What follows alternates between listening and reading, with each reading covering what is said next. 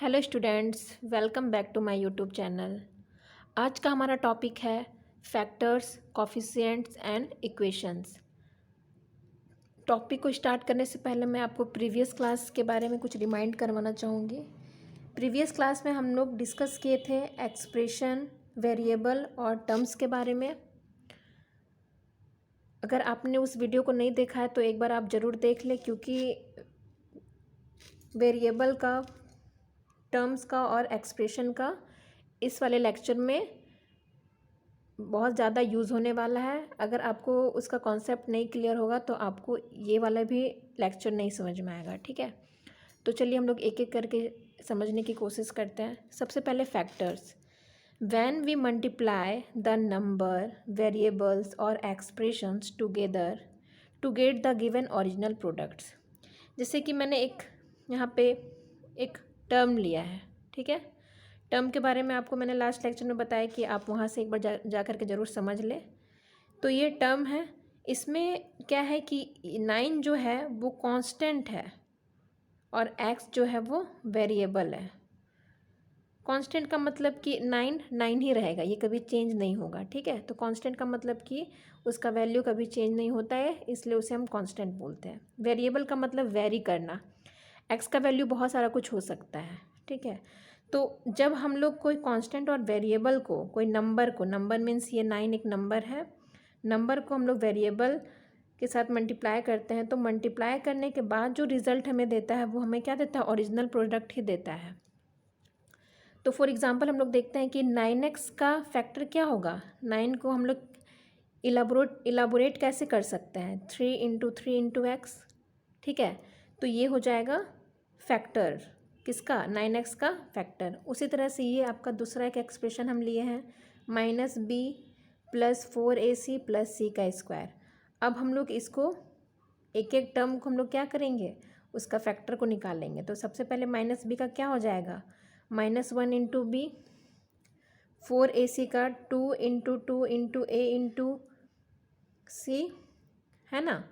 क्योंकि 4 को हम लोग क्या 2 इंटू 2 लिख सकते हैं, बिल्कुल, और a और c ये सब क्या है, मल्टीप्लाई होगा तो क्या होगा, ये उसका फैक्टर पता चलेगा। उसके बाद हम लोग देखिए 4ab, 4 को उसी तरह हम लोग 2 into 2 into a into b लिख सकते हैं।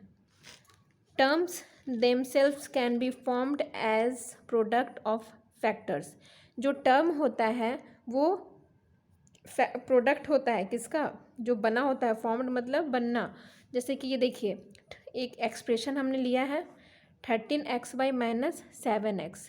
इसमें कितने टर्म है, 2 टर्म है। पहला टर्म है 13xy और दूसरा टर्म है -7x। तो ये दोनों भी क्या है, टर्म भी जो बनता है वो क्या, प्रोडक्ट होता है, फैक्टर का प्रोडक्ट होता है। जैसे 13xy जो हो गया उसे हम कैसे लिख सकते हैं, 13 इंटू एक्स इंटू वाई। ठीक है, यहाँ तक आपको क्लियर हो गया। अब हम लोग आगे बढ़ते हैं। कॉफिशिएंट। कॉफिशिएंट क्या होता है, a coefficient refers to a number और quantity placed with variable, a number use to multiply a variable. ठीक है, तो कॉफिशिएंट जो होता है कि वो नंबर होता है। नंबर मीन्स 0 टू एनी, हम लोग कोई भी नंबर कैसे, काउंटिंग नंबर जो होता है 1 टू इन्फिनिटी। ठीक है, 1 से लेकर के कहीं भी जा सकता है, 1000, 10,000, लाख, बिलियन, ट्रिलियन। तो और एक क्या है, एक क्वांटिटी होता है, किसके साथ वो प्लेस्ड होता है, वेरिएबल के साथ।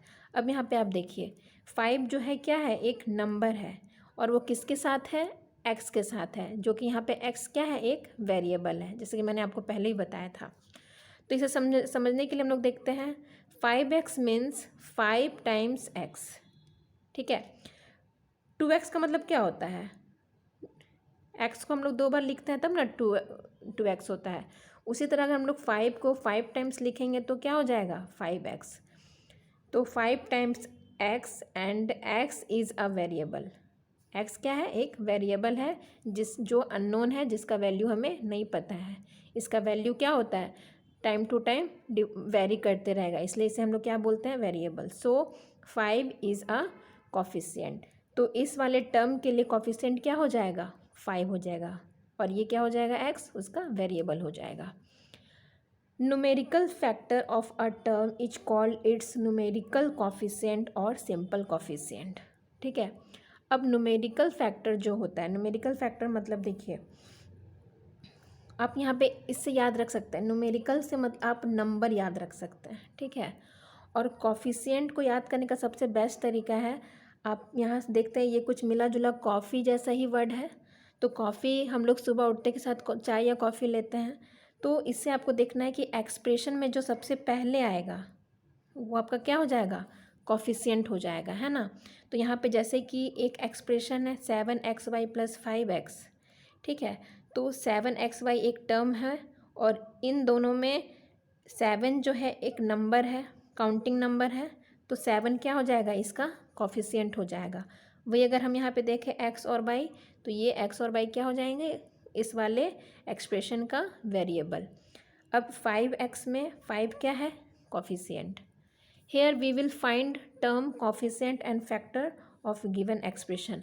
अब मैं आप लोग से पूछना चाहूँगी कि इस वाले इतने बड़े से एक्सप्रेशन में हम लोग को क्या क्या फाइंड करना है, टर्म बताना है, कॉफिशिएंट बताना और उसका फैक्टर बताना है। तो हम लोग एक एक करके चलिए देखते हैं। 9x³ - 7xy - 5x² + 3z। तो जैसे कि हमने बताया था प्रीवियस लेक्चर में कि टर्म क्या होता है, टर्म जो होता है वो प्लस या माइनस किसी दोनों साइन से वो एक दूसरे के साथ क्या होता है, जुड़ा होता है। जब हम लोग उसे सेपरेट कर देते हैं तो वो क्या हो जाएगा, एक अलग अलग टर्म हो जाएगा। जैसे इस वाले एक्सप्रेशन में 1 2 3 4 कितने टर्म्स है, 4 टर्म्स है। जैसे कि 9x³ पहला टर्म हो गया, -7xy दूसरा टर्म हो गया, -5x² + 3z, ये सभी क्या हो गए, इस वाले एक्सप्रेशन के लिए टर्म हो गए। अब फैक्टर्स क्या होते हैं, जैसे कि मैंने बताया था कि जो नंबर जो होता है वो वेरिएबल के साथ जुड़ा होता है, उसे जब हम लोग मल्टीप्लाई में तोड़ते हैं, इलाबोरेट करते हैं, तो वो क्या होता है, फैक्टर्स होता है। जैसे 9x³ को हम लोग कैसे लिख सकते हैं, 3 × 3, 9 को हम लोग तोड़ सकते हैं ना, 3 × 3, और x क्या है, क्यूब है, मतलब x 3 टाइम्स। उसी तरह से और भी एग्जांपल लेकर के मैंने समझाया, यहाँ पे आप ध्यान से देखिए। -7xy में आपका ये फैक्टर ऐसे हो जाएगा, आपको इसको तोड़ना है, इलाबोरेट करना है। उसी तरह से ये सेम ऐसे ही होगा। अब हम लोग इसका कॉफिशिएंट निकालना था, तो कॉफिशिएंट मैंने बताया था कि आपको याद रखना है कॉफ़ी से, जो कि एक्सप्रेशन का जो फर्स्ट में आता है, जो कि वेरिएबल के साथ जुड़ा होता है ना, और कांस्टेंट होता है। काउंटिंग नंबर को ही हम लोग कॉफिशिएंट कहते हैं। अब यहाँ पे 9x³ है, तो इस वाले टर्म के लिए कॉफिशिएंट क्या हो जाएगा, 9 हो जाएगा। वही x³ क्या हो जाएगा, उसका वेरिएबल हो जाएगा। उसी तरह से -7xy, तो यहाँ पे -7 कॉफिशिएंट है। उसी तरह से यहाँ -5xy में -5, सिमिलरली 3z में क्या हो जाएगा, 3 इसका कॉफिशिएंट हो जाएगा। अब हम लोग आते हैं इक्वेशंस।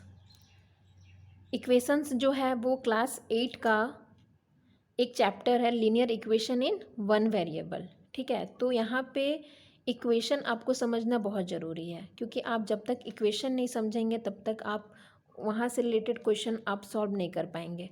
तो इक्वेशन से पहले हम आपको एक्सप्रेशन के बारे में फिर से रिवाइज़ करवाना चाहते हैं, क्योंकि इक्वेशन जो बना होता है वो एक्सप्रेशन से ही बना होता है।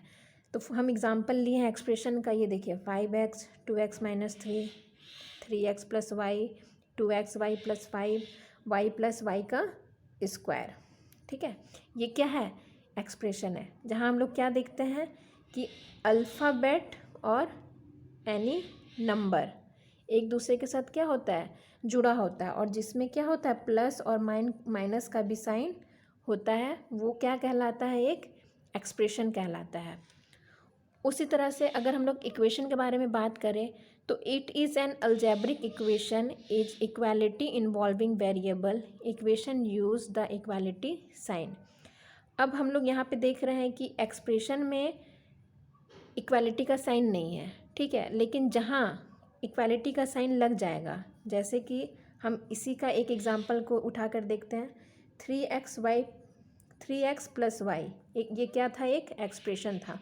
लेकिन वहाँ पे अगर हम इक्वालिटी का साइन लिख करके इक्वालिटी इक्वल टू का साइन के बाद अगर हम लोग कुछ भी डिजिट लिखते हैं, सपोज़ मैंने यहाँ पे 5 लिखा, तो ये क्या बन जाएगा, ये एक इक्वेशन बन जाएगा।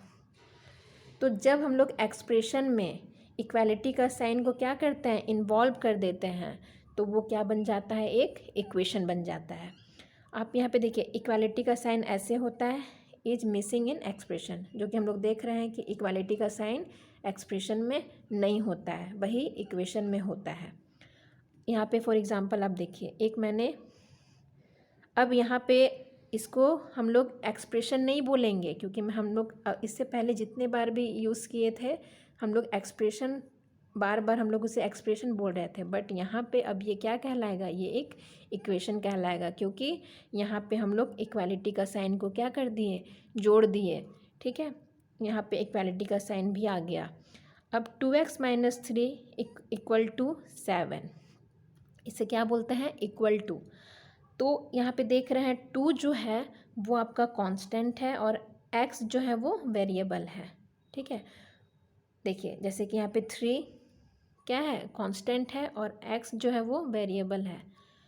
और ये जो साइन है अभी हम जैसे बताएं, ये क्या है, इक्वालिटी का साइन है। अब हम लोग यहाँ पे आगे देखते हैं। अब यहाँ पे देखिए आप 2x माइनस 3 इक्वल टू 7, आपका इक्वल टू के लेफ़्ट साइड में जो होगा उसे हम लोग LHS बोलते हैं, मीन्स लेफ़्ट हैंड साइड। और इक्वल टू के राइट साइड में जो भी डिजिट होंगे या वेरिएबल होगा, कुछ भी होगा, एनीथिंग, यहाँ पे आपका क्या हो, वो क्या कहलाएगा, RHS, राइट हैंड साइड। अब हम लोग इक्वेशन को कैसे सॉल्व करते हैं, जैसे कि मैंने बताया था x जो है यहाँ पे इस वाले इक्वेशन के लिए ये क्या है, एक वेरिएबल है। उसका मतलब x का वैल्यू क्या होगा, वेरी करते रहेगा।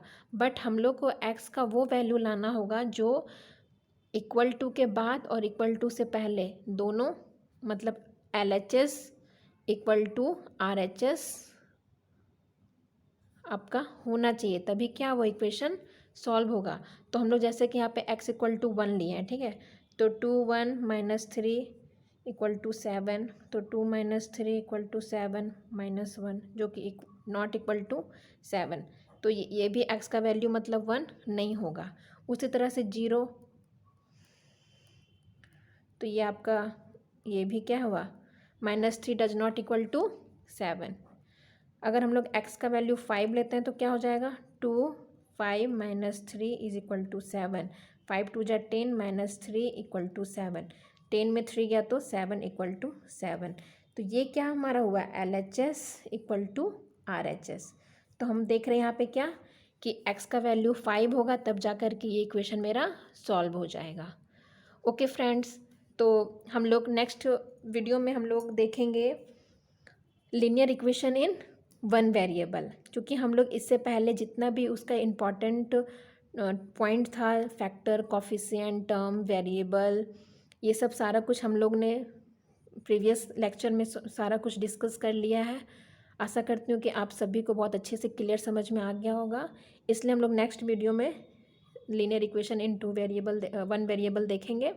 और अगर आपको मेरा वीडियो हेल्पफुल लगे तो आप मेरे चैनल को लाइक और सब्सक्राइब करिए, और ताकि मैं आपके लिए ऐसे ही हेल्पफुल वीडियो लाते रहूँगी। Okay students, bye, thank you.